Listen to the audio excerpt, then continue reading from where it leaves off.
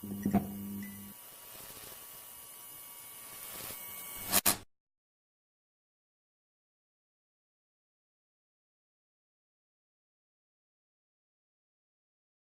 everyone, and welcome to another episode of The Theorist, here with your host, Vanity Pride. And today I'm going to skip the video. We'll just focus on audio today. I haven't had time to get the camera app. I know, excuses, but hopefully next week we'll be up and running with that. But for now, we'll just dive into Tower of God. I don't really have many predictions, again, for Danganronpa Ultra Despair Girls. I just found out Nagisa's, backstory. And so I feel bad for him, and he's still precious to me. And I'm hoping that he's one of the kids that doesn't die, and hopefully they can get him help or something. I would really love that, because so far we've lost 2 of the 5 kids, but there's still 3 of them left. But really, the only one that I care about is Nagisa. So I hope he'll be okay in the end, but I kind of doubt it. Anyway, enough about that. Like I said, Tower of God. So I was just reading it. I was just starting to read it, and then we were diving into a flashback with Yuri and Shionhee. So Shionhee was apparently training Yuri. I was not aware of that aspect. I don't think it was ever mentioned before. Anyway, it's cool to see some backstory for Yuri, and I still hadn't seen Shionhee's eyes yet, so I decided to stop at the point where I was reading. Well, I'm going to backtrack a little bit. But yeah, I just wanted to make a prediction before I actually do my video, right? How do I say this? I want to make my prediction live, I guess, as opposed to being like, oh, I read the chapter and this was my thought and this is what happened. So if I get it right, hey, I'm going to be super excited. But anyway, my prediction is that maybe her eyes were normal back then. So both her eyes were open, right? And maybe during a training session, maybe the specific training session with Yuri, something happened to her eye. Or maybe Shionhee had to step in or something to protect Yuri, and her eye, is now closed because of that specific incident. I don't know. Those are my 2 predictions for this. So like I said, I'm going to backtrack a little bit from the flashback, and then we'll dive right in, and then we'll treat the rest of this review as a live read, basically. All right, so with Shionhee here, you still haven't gotten rid of that casual attitude of yours even now that you're a princess. This is just what I expected. You're not fit to be a princess, Princess Yuri. And then there's the flashback box back when Princess Yuri was climbing the tower as a regular middle area Ha family training ground. Thank you for the lesson, Shionhee. Well done, princess. You're still a bit casual in the way you move. Try to focus even harder. Okay, I'll practice 100 times to get it right. Yuri, ha. D rank regular. How's the princess doing? So it's some dude asking. And then Yuri is seen here bowing, saying thank you so much. And Shionhee says, excellent. She'll probably become a ranker without any trouble. Isn't that obvious? We're talking about the most talented person in our family after all. So that's the dude. Shionhee says, but excessive praise isn't good for anyone. The most talented person in the family? You call a girl with a weak punch like that the most talented person in our family? And then Shionhee Ha has a little title box here, and it says A rank regular. Ooh, so if these are her thoughts, which I'm guessing they are, she seems to be jealous of Yuri. And it's interesting because the hairstyle that Shionhee has here is like Yuri's hairstyle now that she's older. So I feel like Yuri really looked up to Shionhee and, kind of took on her look, I guess. But it's kind of sad to see that Shionhee was jealous of Yuri, I guess. So now back in real time, Shionhee continues. I've known since back then, because of that nonchalant personality of yours, that casual way of talking and acting, I thought you might have come to your senses now that you're a princess. But if anything, you're even less aware of your own status than ever. You were never worthy of being a princess from the very start. If you're just going to harm our family's reputation, you might as well die right here. Why the hell does our family leader like you so much? Oh, that's because I've always been pretty. Anyone would agree that I'm way prettier than you. You little... When are you going to stop messing around? Okay, that was that was a horrible grunt that I made for Yuri. But anyway, Yuri, I just gotta like pause and say it's not just about the looks too. It's about the brains. It's about the power, or the strength, I should say. Which, I mean, I'm not dissing Yuri in any way. Like, she is pretty. And I mean, she does have the brain power and the strength, to be a princess. Like, Xianhe, like I said, is just jealous. But, Xianhe, to me, seems pretty powerful too. Like, she could have probably pursued becoming a princess. What stopped her? I don't know. But I guess we'll find out. I don't know if in a little bit or, maybe down the road. We'll see. We'll see what SIU is willing to share with us this chapter. All right, so now I see Andrasi here in the Bong Bong. Of course, she's trying to help the prisoners as we had left off on last chapter. And then, let's see, Andrasi says here, Misang, send my coordinates to the nearest warship. Got it. You'll never get away. Okay, so this is that dude, like elf ears dude. I forget his name right now, but that's the one who just said that. Now he says, fuck. That crazy regular, shoot or stop him, Charlie. I guess you could shoot him too. I don't know if Charlie has any shooting power, but who knows? All right. So in his thoughts, Charlie's saying, let me try this again. White noise. He cries out, sending that toward Bomb. The orb seems to be activating. And then, of course, turns into a Shinzu black hole sphere.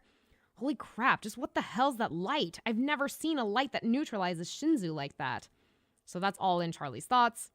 More of his thoughts. That regular with the ignition weapon has powerful attacks. Plus, that light that neutralizes all Shinzu makes it hard to attack from a distance. I can't get rid of him unless I get closer.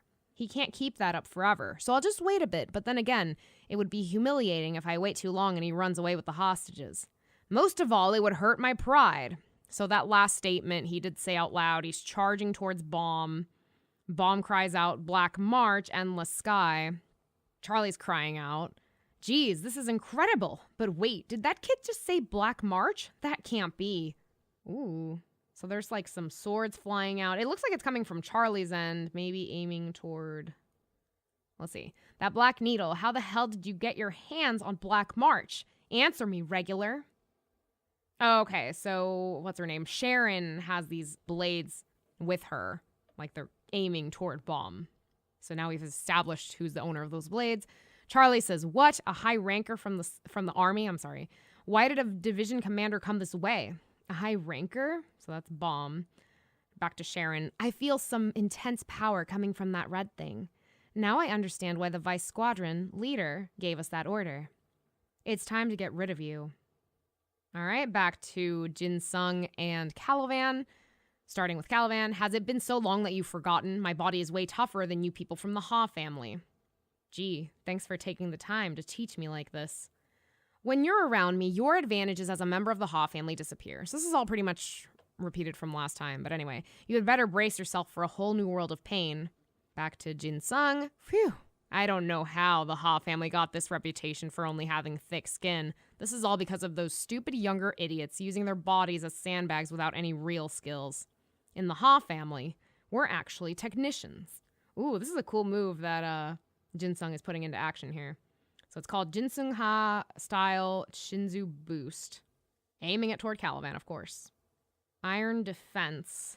I'm guessing that's still part of Jin Sung's move. I don't know what kind of guys you've beaten in fights before, but don't think for a second that I'm like them.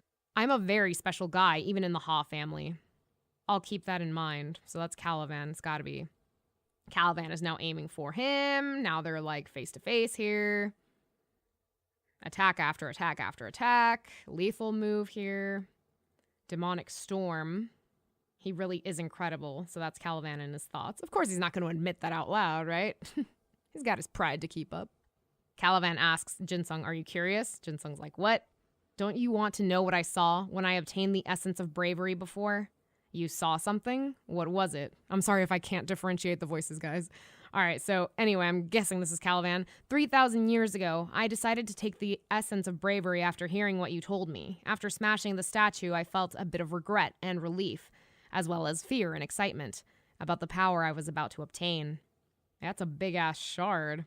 Then, when I finally put my hand on the essence of bravery, I saw the past. In the past, I saw the back of a man.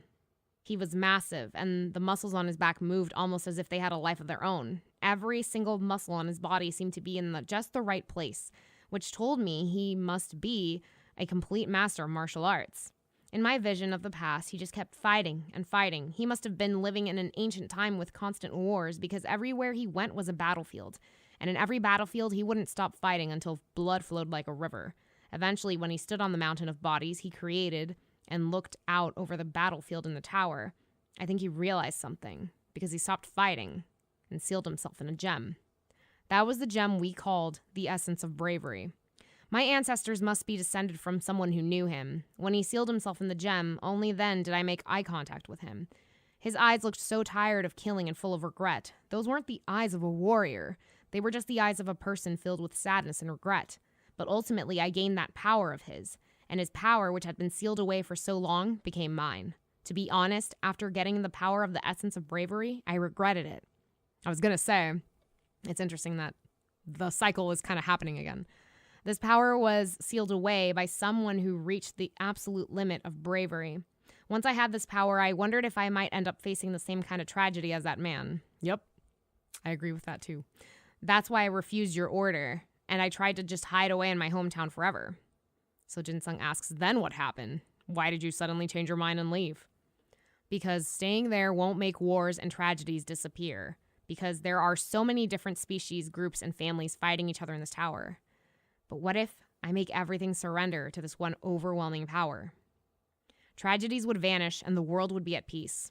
I've made up my mind. I'm going to unite every single person, family, and belief under this power. You've got to be kidding. How the hell did you come to a conclusion like that? I gave you all that help and now it turned you into a total psychopath? Are you insane? Of course, my power alone might not be enough since this tower is such a vast place, but I met someone who will make my dream come true while I was fighting to gain more power. King Zahard. The one true king, an omnipotent and omniscient, I can't read that, guys, I'm sorry, being. I'm going to use this power to make everyone surrender to the king. Whoever stands in the way of my utopia will simply be destroyed. Ooh, shoot. Okay, so I was really rooting for Caliban when he's saying that because he almost sounded like he wasn't corrupted by the power, like he genuinely wants to help out people and bring them together. And I'm thinking, oh, okay, like, yes, like, I don't know how to word it, but like, you know, his eyes are opening to something genuine, something nice. But no, it's like he met Zahard and now he wants to like unite everyone under Zahard's power. And I'm like, no, son, like, please open your eyes, which I'm hoping Caliban will. I mean, that's what I love about character development in like all these, you know, different fandoms and stories and stuff that I'm reading. Like, I just love seeing that. And I'm hoping we see that with Caliban because for now he's saying like, oh, like for Zahard, like everyone bowing down to Zahard's power. But if he can unite people to something that's not corrupt, then kudos, man, kudos. I'm waiting for that moment. I'm waiting for when that happens. So I'm just throwing that out there. That's my prediction, is that he'll actually turn from Zahard and want to create a better paradise without Zahard. All right, so anyway, back with Jinsung. They say psychos with conviction are the scariest kind. That bastard really is terrifying.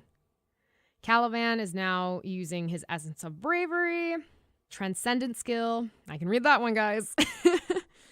Wow, an explosion just happened. Atomic explosion, of course. Very fitting name. I knew it. I made the right choice. No matter what happens, so this is Jinsung, I can't let this lunatic into the last station. Yeah, that'd be kind of scary if he made it through. Oh, this cigarette thing is kind of freaking me out, though. It's like basically becoming destroyed. Oh, and that's the end of the chapter. Okay. Jinsung, I love you. I hope you don't have to sacrifice your life for us, because that's kind of scary right there. But I'm pretty sure Jinsung can hold his own. Like he said, he's not like any of these other Ha family members that Caliban may have faced. And I mean, we saw him before when, you know, he was like fighting, quote unquote, against Mashani and then like the Zahard's army, right? Like he held his ground pretty well. So I'm pretty sure he can do the same with Caliban here. And yeah, like I said, that was the end of the chapter. So I know it was kind of long because I was treating it as a live read. I'm sorry, guys. I know you guys really prefer to hear like my thoughts and theories and stuff. I mean, I feel like I shared a few here and there. And I also, in turn, like hearing what you guys come up with your thoughts on the chapter, any theories that you have moving forward. Like, just comment them below, guys. You know how it goes. But anyway, thank you guys for tuning in. I appreciate your guys' viewership, and I will catch you all next time.